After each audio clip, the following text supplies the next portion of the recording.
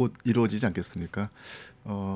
그 특히 트럼프 후보가 원래 후보 시절부터 자기가 그 대통령이 되면 뭐 24시간 안에 네. 전쟁을 끝내겠다는 호언장담을 했었는데, 물론 이제 24시간 만에 끝낸다는 말은 그 정말로 이게 과장된 말이지만, 어쨌든 간에 그 대권이 트럼프에게 갔을 때 곧바로 협상이 진행되리라는 사상, 그 예측은 누구나 했던 것이고요.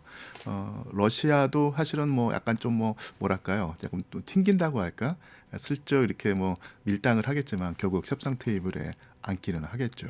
전황은 워낙 그 러시아에게 유리하기 때문에 절박한 상황은 분명히 아니지만, 러시아 경제가 지금 전시 경제로 호황을 누린다고 하지만 결국은 돈이 많이 풀려서 거품이 껴 네. 있을 텐데요. 얼마만큼 그 확실한 그 정보인가 모르겠지만 지금 러시아의 그 경제 통이라고 할까요? 그 푸틴 대통령의 그 경제 자문이, 최고 자문이 그 옐비나 나비울리나라고 하는 러시아 국립은행 총재인데, 그러니까 이분이 짧으면 6개월, 길면 1년 정도는 예, 버틸 수 있을 것 같다. 러시아 네. 경제가. 네.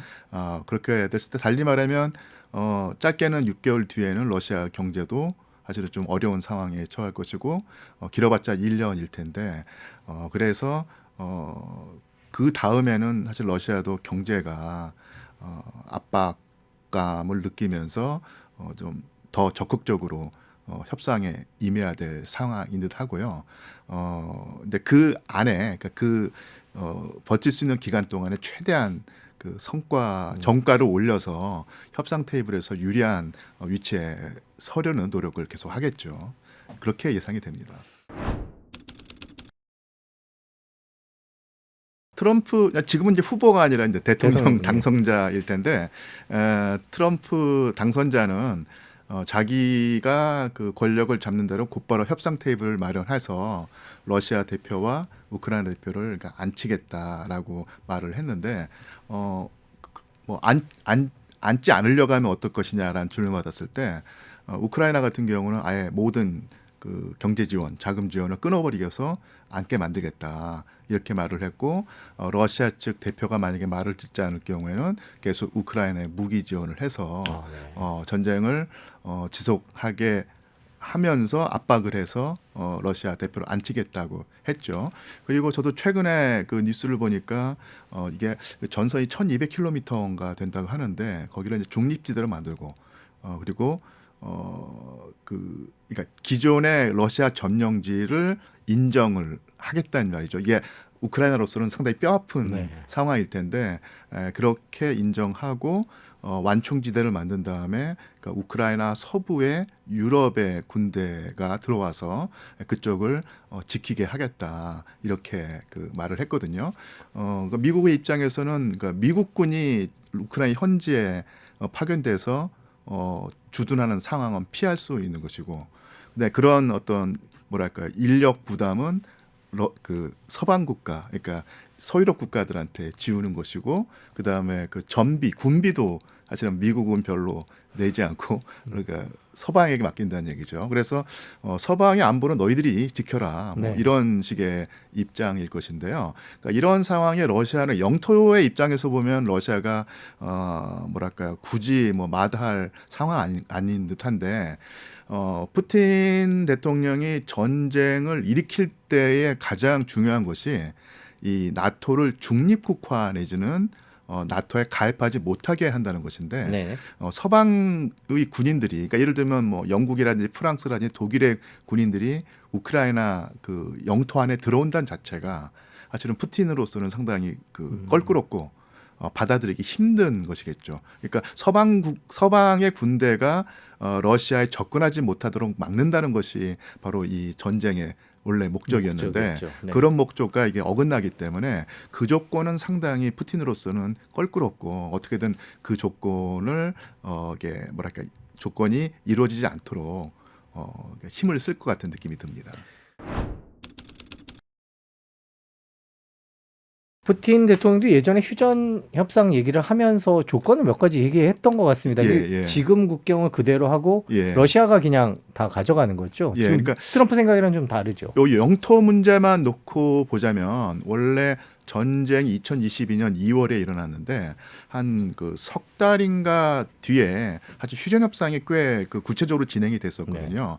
그때 그 푸틴이 했던 얘기가 그 점령한 지역이 주로 이제 돈바스, 루안스크 지역인데 여기에 있는 러시아계 우크라이나 주민들의 안전을 보장한다는 약속을 하면은 군대를 뒤로 물릴 생각이 있다. 영토를 다시 내줄 생각도 했었다는 얘기죠. 그런데 당시에 그 젤렌스키 대통령도 그런 휴전안에 동의해서 전쟁이 빨리 끝날 가능성이 있었는데 그때 당시 영국의 보리스 존슨 총리가 급히 우크라이나 날라와서 서방이 전폭적인 지원, 모든 지원을 해줄 테니 협상을 깨고 전쟁을 지속하라고 하면서 젤렌스키를 유혹을 했거든요. 그러니까 젤렌스키가 그때 판단을 바꿔서 원래는 그 휴전 협상안에 서명을 하려고 했었는데 그 보리스 존슨 총리의 말을 듣고 그걸 깨버리고 계속 전쟁을 계속했던 겁니다. 그리고 전쟁이 지속됐었는데 그 2023년인가요? 그 푸틴 대통령이 아예 그 돈바스와 루안스크 점령지를 러시아 영토로 선언을 하고 주민 투표를 거쳐서 정당성을 확보하고, 그러니까 러시아로 봐서는 정당성이겠죠. 그리고 그쪽 주민들에게 그 비자까지 내주는 결정을 했거든요. 그러니까 이런 상황에서 다시 그 영토를 우크라이나에 돌려준다는 것은 거의 불가능한 상황이 됐습니다. 그래서 푸틴으로서는 최소한도의 조건으로 기존에 있는 점령지를 러시아의 영토로 인정받는다. 이것은 이제 물러설 수 없는 최소한도의 그 선이라고 보이죠. 이게 아마 저는 그러니까 이 어떤 가치 판단이라든지 어떤 이런 걸 떠나서 재미로만 보자면 21세기 최고의 그 어떤 담판, 어떤 그 지도자의 최고의 기싸움이 벌어지는 그런 판이 아닐까 싶고요. 큰 틀에서는 협상으로 전쟁을 끝내려는 트럼프 측의 입장과 기존의 어떤 이익을 확보하면서 더 많은 것을 얻어내려고 하는 푸틴 대통령의 입장이 큰 틀에서는 맞을 것 같은데 결국 항상 그렇지만 그 악마는 디테일에 있다고.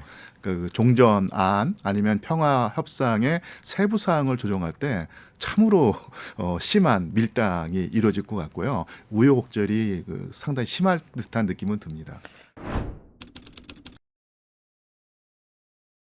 트럼프와 푸틴의 관계는 어떻다고 보면 됩니까? 뭐 친하다는 얘기도 많았고요. 푸틴은 이번에 트럼프를 용감한 사람이라고 평가했다 이렇게 언론에 나왔던데요. 둘의 친밀도는 통상적으로 어떻게 알려져 있습니까? 이게 뭐 개인적으로 서로 뭐 통하는 측면이 분명히 있는 듯 하고요. 그러니까 예를 들어서 뭐 조 바이든과 이 트럼프를 비교했을 때 당연히 그 푸틴 대통령의 개인적인 호감은 이 트럼프 쪽에 가 있다고 생각을 하고요. 예전에 미국에서 그 트럼프 후보하고 누구죠? 그 여성 해리스. 그 전에 제가 갑자기 생각이 나는데 클린턴 후보, 힐러리 클린턴 후보가 맞붙었을 때 그때 그 러시아 측이 그 트럼프 후보에게 그 배팅을 하면서 그쪽에 유리하게 몰아준다 이런 말이 있어서 이게 미국 국내에 문제가 될 정도로 사실은 푸틴 대통령의 그 팬은 항상 그 트럼프 쪽에 가 있었던 것이고요. 또한 이런 뭐 개인적인 호호 감정보다도 더 큰 것이 국제 정치에서의 그 구조일 텐데요. 미국은 트럼프 이전까지는 공화당이든 민주당이든 국내에서는 정책을 놓고 항상 그 대립을 해왔지만 국제 정세에서는 사실은 이 민주당과 공화당이 그렇게 큰 차이점을 보이지 않았습니다. 이게 뭐냐면 자유주의라고 하는 그 이념을 기치로 내걸면서 세계 각지의 그 분쟁 지역에 미국이 적극적으로 개입한다는 이런 노선은 공화당, 그 민주당 차이점이 없었거든요. 그런 면에서 이 트럼프 후보가 상당히 이단아적인 지금 야생마 같은 입장이었죠. 그래서 집권을 한 다음에도 그런 정책을 폈는데 결국은 그 뭐 어떤 분들은 뭐 딥스테이트라는 표현을 쓰는데 네. 그러니까 미국이 그 이 집권당에 상관없이 유지되는 틀을 계속 고수하려고 하는 어떤 집단이나 세력이 있을 텐데 여기에 그 트럼프 후보가 사실은 그 저항을 완전히 극복하지 못했던 측면이 있어요. 그러니까 트럼프 1.0 시대일 때 네. 그 대표적인 예가 바로 존 볼튼이었죠. 존 볼튼의 말을 들어서 자기가 구상했던 모든 세계의 이그 뭐라 이게 그 그림이 다 깨졌다고 상당히 그 트럼프 후보가 네. 화를 내면서 존 볼튼과 완전히 그 끊겠다 했거든요. 그런데 지금 대통령이 됐으니 그런 식의 뭐 딥스테이트라고 부르든 아니면은 그 일관된 미국의 국익 수호 세력이라고 부르든 그 세력과 완전히 선을 긋고 새로운 판을 짜려고 할 텐데 이런 구도가 그 푸틴 대통령으로서는 상당히 자기의 어떤 구상과 맞아 떨어지면서 함께 할 수 있다는 어떤 생각을 할 듯한 느낌이 듭니다. 그러니까 최소한 오바마, 조 바이든보다는 트럼프의 그 외교 노선이 러시아의 국익 추구와 맞아 떨어지는 부분이 많다고 판단할 듯한 느낌이 듭니다. 이 동북아시아만 놓고 보면 이 조 바이든 행정부 때 그 미국이 한국과 대한민국과 일본과 함께 삼각편대를 만들고 이것을 그러니까 거의 그 준동맹 수준으로까지 그 격상을 해서 이 중국을 압박하고 러시아를 견제한다는 입장이었는데 그 항상 그 이런 면에서 이런 그 구도를 우리나라에서 많은 분들이 아니면 그 적지 않은 분들이 우리에게 유리하다고 생각을 하고 지지를 했었는데 근데 그런 측면도 있지만 역사를 놓고 보면 한쪽의 동맹이 강화될 때 반드시 그 역작용이라고 할까요? 반작용이 일어나서 반대편에서도 그에 못지않은 아니면 그에 따라서 또 하나의 그 동맹이 형성되는 경우가 있었거든요. 가장 대표적인 예로 제1차 세계대전 때 네. 이게 그 오스트리아 그 독일 그러니까 튀르크의 동맹 진영하고 영국, 프랑스, 러시아의 그 동맹이었을 텐데 결국 그러다가 전쟁까지 일어나게 됐는데요. 한국, 일본, 미국의 삼각 공조가 강화되니까 그에 대한 반작용 아니면 역작용으로 중국과 러시아와 북한이 더 밀착하면서 새로운 냉전이 이 동북아시아 형성된다는 뭐 말은 뭐 제가 꼭 안 해도 많이 그 운이 됐던 얘기일 텐데요. 그래서 좀 더 그 정교하게 들어가자면 일단 현 상태를 놓고 보면은 러시아와 북한은 상당히 밀착 관계, 네. 우호 관계이고 중국과 북한은 상당히 좀 찬바람이 쌩쌩 부는 네. 관계라고 합니다. 그러니까 전통적인 우호 관계를 깨지는 않겠지만 상당히 그 중국이 북한의 행보에 껄끄러워하고 못마땅해하는 측면이 있고 그러니까 북한 같은 경우는 중국에게 너무 종속되는 것을 워낙 경계를 해왔는데 러시아와의 그 관계 개선을 통해서 중국 의존도를 줄이려고 하는 어떤 그런 이해관계도 있을 것 같고요. 그 다음에 뭐 러시아와 북한은 지금 최근 그 1, 2년 사이에 아주 급속도로 네. 뭐랄까요, 이 밀착을 하면서 크게 보면은 북한, 중국, 러시아의 대응 성격의 어떤 그 체제가 그러니까 성립을 했지만 사실 그 안에서 약간 온도차가 분명히 존재하고요. 겉으로 볼 때는 러시아와 중국이 미국에 맞서서 상당히 그 제휴 관계를 맺고 있지만 그 안에 들어가면 또 이해관계를 조정할 때 상당히 맞지 않는 부분도 분명히 존재할 텐데 지금 트럼프가 대통령이 됐으니까 그 확실하게 그 트럼프가 그 전에 미국의 대외 정책 노선과는 선을 긋고 완전히 다른 그 방향의 그 외교 노선을 걷는다고 하면은 러시아로서는 상당히 유혹을 느낄 것 같아요. 그러니까 미국과 더 제휴 관계를 진전해서 중국과의 어떤 관계에서 뭐 일정한 그 거리감을 둔다든지 하면서 양측에 다리를 놓는 이런 그 가능성도 충분히 있다고 보입니다. 그러니까 만약에 그 카멀라 해리스 후보가 됐다고 하면은 러시아로서는 중국과 더욱 더 밀착하는 관계를 맺거나 아니면 그렇게 보여서 미국을 압박하는 그 행보를 취했을 텐데 지금 어떻게 보면은 크게 보면은 뜻이 잘 맞는 그 트럼프가 대통령이 됐기 때문에 러시아로서는 만약에 미국이 자기의 그 뭐랄까요 요구 조건을 들어주는 식으로 나온다면은 중국과 거리를 둘 것이고요. 만약에 그 트럼프 후보가 아무리 그 노력을 해도 미국의 어떤 기존 노선에서 벗어나는 것이 힘들어서 허우적거린다든지 아니면 그 푸틴에게 푸틴 본인이 바라는 것을 주지 않는다고 하면 미국과 그 계속 거리를 두면서 중국과의 밀착 관계를 유지할 가능성이 있고요. 이런 면에서 보면 러시아로서는 일종의 뭐 약간은 좀 세게 말하면 꽃놀이패를 쥔 격이라고 할 수 있겠죠. 트럼프 후보의 그 2.0 시대일 텐데 여기서 예전에 존 볼튼으로 대표되는 네오콘 세력과는 완전히 관계를 끊었습니다. 그래서 그 보좌관들이 거기도 파가 많이 있다고 하는데 일관된 공통점 하나 있다고 보여요. 그것은 세계의 그 주요 지역에 미국이 개입을 할 때 우선순위를 조정한다는 얘기입니다. 네. 그러니까 지금까지 우선순위가 상당히 많은 것이 중동 지역하고 우크라이나에 있었는데 이쪽에 개입을 하거나 관여하는 그 수준을 대폭 낮추고 쉽게 말하면 우크라이나는 그 러시아에게 넘겨준다고 해야 될까요? 아니면은 그 분쟁을 빨리 끝내는 입장 그리고 중동 지역에서는 그 이스라엘에게 모든 뭐랄까요 이점을 내주면서 그렇게 정리하면서 결국은 이 동북아시아로 그 우선순위를 조정한다는 얘기죠. 근데 동북아시아로 우선순위를 한다고 했을 때 제일 그 타겟이 중국일 텐데. 네. 그래서 지금까지 그 조 바이든 행정부가 필요 이상으로 이 우크라이나와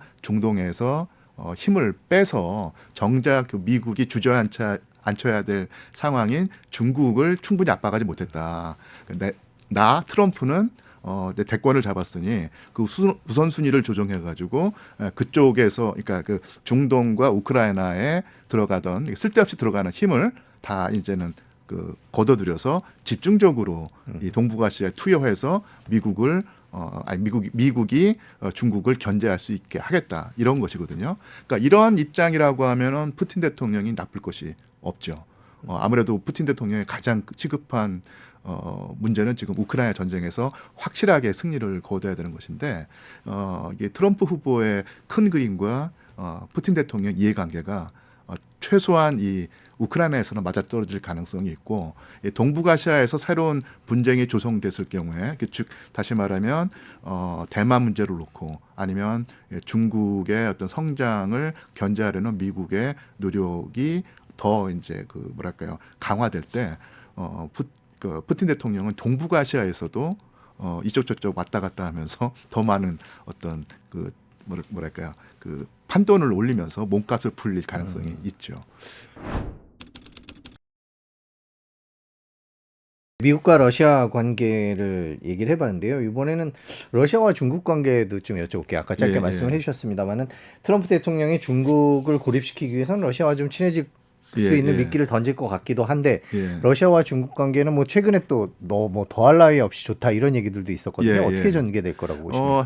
제가 그 세어 보니까 이 푸틴 집권기에 이 시진핑이라든지 중국의 국가 원수와 만났던 횟수가 거의 20번을 넘어가더라고요. 네. 그만큼 밀착 관계에 있는데 최근에 이 밀착 관계가 더 강화된 것이 결국은 조 바이든 행정부의 그 외교 노선 때문에 그랬었는데 만약에 여기 제가 제가 이런 말씀을 드리면서도 조금 저한 것이 제가 중국 전문가가 아니기 때문에 자신 있게 말할 수 있는 어떤 그런 기반이 약하긴 한데 뭐 거듭 말씀드리지만 그 푸틴 행정부로서는 계속해서 중국과 우호 관계를 유지한다는 분위기를 계속 유지하면서도 미국이 제시하는 어떤 패에 따라서 입장을 바꿀 가능성이 있어 보입니다. 그러니까 미국이 즉 트럼프 행정부가 푸틴이 바라는 모든 것을 상당 부분 들어준다고 하면은 중국과 거리를 두면서 이게 미국과 밀당을 하면서 러시아의 몸값을 불리는 그런 전술을 쓰지 않겠나 싶고요. 그렇게 된다면은 일정한 상황에서는 중국과 러시아의 어떤 그 우호 관계가 지금보다는 조금 낮은 단계로 떨어질 가능성이 없지 않다고 보입니다. 러시아와 예. 북한 관계를 좀 나오셨으니까 좀 여쭤보고 싶은데 예. 북한군의 참전이 러시아와 북한의 관계를 많이 바꿔놓을 것 같습니다. 어떻게 봐야 될까요? 사실은 지금까지 나온 그 보도에 따르면 이것이 과연 파병인가 아니면 그 북한의 인력이 지원되는 형태인가 네. 뭐 따져봐야 될 문제가 있겠지만 일단은 뭐 파병이라고 가정을 하고요.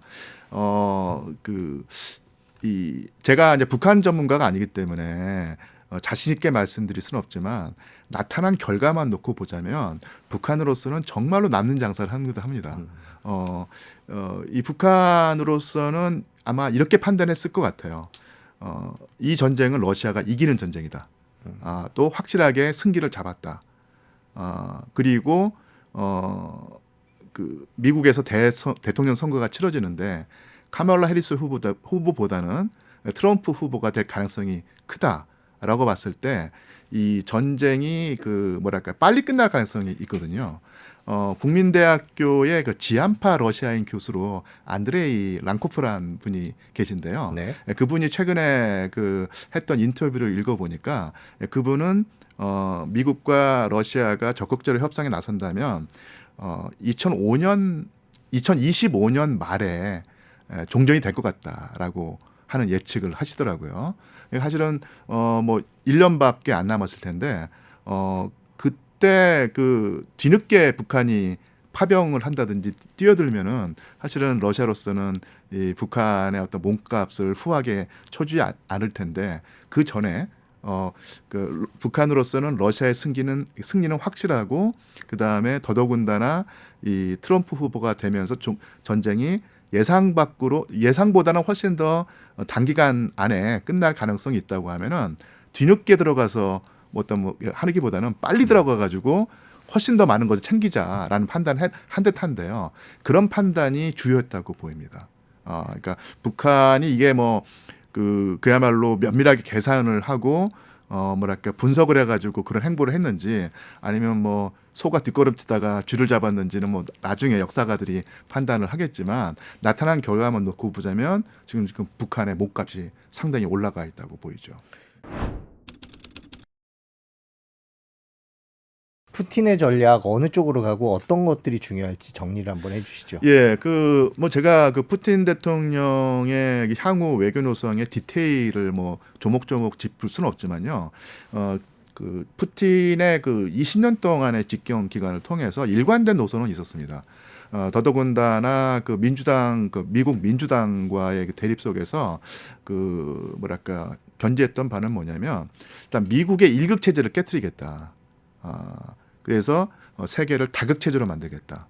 그리고 러시아가 과거 소련과는 달리 미국을 제압하거나 아니면 미국을 대신할 수 있는 초고대 열강은 될 수 없다는 사실은 분명히 인정하지만 미국이 무시할 수 없는 하나의 강대국으로 인정 받는 것은 반드시 해내야 될 과제고 또 일정 부분 성공했다고 볼 수 있고요. 이렇게 세계를 다극 체제로 만들겠다는 얘기죠.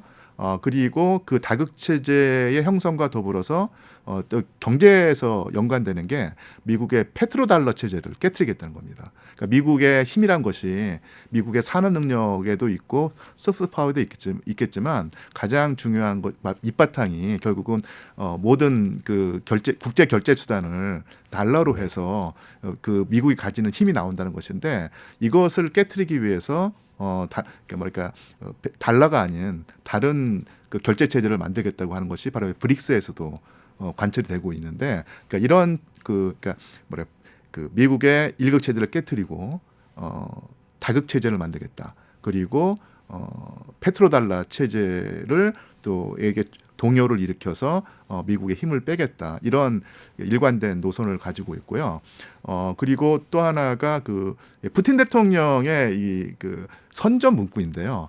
월드 머저리티라는 표현을 씁니다. 세계 다수파라는 표현을 쓰는데요. 그러니까 쉽게 말하면 그 미국이 혼자 모든 것을 다 그 좌지우지했는데 세계는 그 미국보다 더 많은 나라가 있고 이것이 바로 다수일 텐데 이 다수가 지금까지 충분히 존중받지 못해왔다는 것이거든요. 그래서 다극 체제를 만들고 페트로달라 체제를 깨트리고 브릭스 체제를 강화하는 것이 결국 푸틴의 월드 머저리티 세계 다수를 어떤 존중받는 그 뭐랄까 그런 체제를 만든다는 것 이것이 바로 일관된 어떤 입장이었던 것 같고요. 글로벌 사우스에 많이 통했던 것이 또 분명한 사실입니다. 이번에 브릭스 그 회의가 러시아 카잔에서 열렸는데 상당히 그 성황리에 그 이루어졌고 그 전보다 훨씬 더 많은 그 국가들이 회원국으로 들어가겠다고 하는 모습을 취하고 있는데 기본적으로 이 그 글로벌 사우스를 이루고 있는 국가들이 서방과 미국에 가지고 있는 어떤 그 불만이 팽배해 있는 것이 사실이에요. 그러니까 원래 뭐 이 그 서방국이 다 제국주의 국가였고 그 제국주의의 침탈을 받았던 식민지 경험이 바로 이 글로벌 사우스에 있고 그 다음에 그 1945년 이후에도 제국주의는 사라졌다고 하지만 서방의 어떤 그 뭐랄까요 제국주의 행태가 있었고 아시아나 아프리카에서 상당히 큰 뭐랄까요 그 뭐랄까 고통을 당했다는 어떤 기본적인 불신감과 어떤 그런 그 뭐랄까 반감이 있는데 이런 반감을 푸틴 대통령이 잘 파고들었던 것이 분명한 사실입니다. 그래서 지금 세계가 크게 보면은 그 서방 진영, 동방 진영이 있고 그 밑에 이제 글로벌 사우스가 있는데 요 세 개의 축이 일정한 균형을 맞추어 나가고 있는데 여기서 이제 러시아가 큰 역할을 하겠다라는 것이 푸틴의 일관된 입장이었고요. 이것이 향후 통할지 안 통할지 그리고 러시아가 만약에 그런 역할을 한다면 얼마나 크게 할 수 있는가를 좀 저희가 좀 주도 면밀하게 봐야 될 것이고요. 결국은 한국이 우리 대한민국이 이 국익을 더 극대화하려면요, 일단 편견을 좀 깰 필요가 있습니다. 그 편견이 뭐냐면 러시아란 나라가 쉽게 말하면 아주 뭐랄까 비효율적인 나라고 뭐랄까요 호전적인 나라고 그리고 세계의 어떤 뭐랄까 별로 이바지를 하지 못한다. 상당히 적대적인 관점을 보여왔는데 물론 도덕적인 관점, 윤리적인 관점에서는 그렇게 판단할 수 있는데 결국 아주 냉철하게 뭐랄까요 그런 국익을 추구할 때는 러시아가 차지하고 있는 지분이 분명히 있고 그 지분을 푸틴 대통령이 상당히 효율적으로 지속적으로 확대해 왔다고 하는 그런 추세는 분명히 인정을 해야 될 듯합니다. 근데 그것을 만약 우리가 보지 못한다고 하면 사실은 국제 정세에서 러시아의 관계가 사실은 유리하게 조성이 되지 못하고 그것이 우리나라 대한민국의 국익에 불리하게 작용할 가능성이 있죠.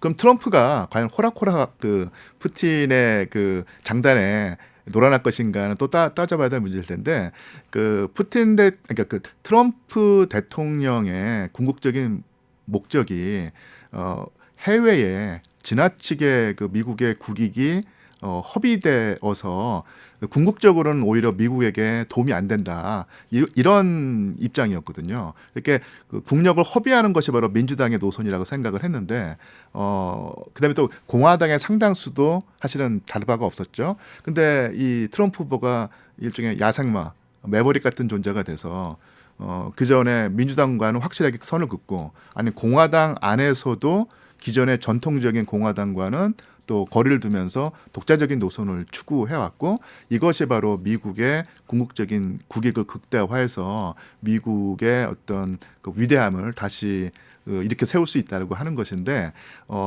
적어도 확실하게 말할 수 있는 것은 그런 푸틴의 모습과 트럼프의 관계가 그 이전보다는 그러니까 뭐랄까요 민주당 계열의 어떤 외교 노선 아니면 공화당 일부의 외교 노선보다는 푸틴에게 더 많은 운신의 폭을 주는 것도 사실이고 푸틴으로서는 상당히 이게 지금 뭐랄까 이게 좀 흐뭇한 어떤 상황이겠죠.